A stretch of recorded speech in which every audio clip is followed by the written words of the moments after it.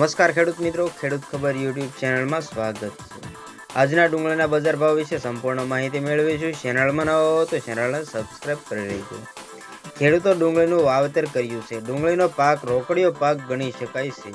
કેટલીક વખતે ખેડૂતોને નુકસાન પણ થતું હોય છે। આમ તો ઘણી વખત ખેડૂતોને વધારે પડતું નુકસાન જ થતું હોય છે, તો ઘણી વખત ખેડૂતોને માલામાલ પણ કરી દેતી હોય છે। આ ગરીબોની કસ્તુરી કહેતી આ વર્ષે ખેડૂતોને ડુંગળીના પાકનું વાવેતર કર્યું હતું। ડુંગળીના ભાવ પણ શરૂઆતમાં સારા પણ હતા, પરંતુ સરકારે ડુંગળીની નિકાસ પર પ્રતિબંધ મૂકી દેતો છે, જેના કારણે ભાવ તળિયે બેસી ગયા છે। એક મણ ડુંગળીના ભાવ 900 રૂપિયા ભાવ હતા, જે નિકાસબંધીના કારણે ભાવ 300 રૂપિયા સુધી પહોંચી ગયા છે। પરિણામે ખેડૂતોને મોટું નુકસાન થાય તેવું લાગી રહ્યું છે। તો પણ આવનારા દિવસોમાં પણ હજુ પણ આનાથી નીચે ભાવ જાય તેવું લાગી રહ્યું છે, કારણ કે ચોક્કસપણે કોઈ પણ રીતે નિકાસબંધી ખુલે તો જ આવનારા સમયમાં ડુંગળીના ભાવ સારા મળે તેવું લાગી રહ્યું છે।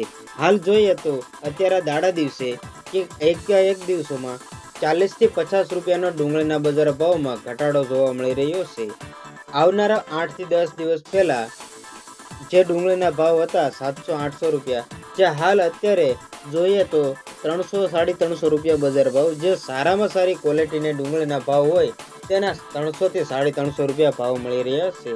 જે આજથી 10 દિવસ પહેલા જે ડુંગળીના હાલ અત્યારે 300 રૂપિયા ભાવ બોલી રહ્યા છે, એ જ ડુંગળીના ભાવ આજથી 10 દિવસ પહેલા 800 થી 900 રૂપિયા ભાવ બોલાયા હતા। તો ખેડૂતોને આ જ રીતે બમણી ખોટ પણ ગણી શકાય, કારણ કે આવી એક ખોટ ખાનારો ખેડૂત એક જ વ્યક્તિ હોય છે કે જે તેની એ પોતાનો માલ હોવા છતાં તે પોતે ખોટ ખાતો હોય છે।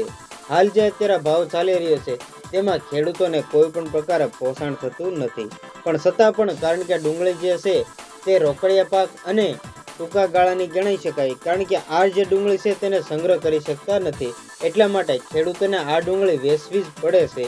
એટલા માટે ખેડૂતોને પૂરતો ભાવ મળી શકશે નહીં। તો બસ આજની ત્યાં આટલી જ અપડેટ, ફરી મળીશું નવી અપડેટ સાથે।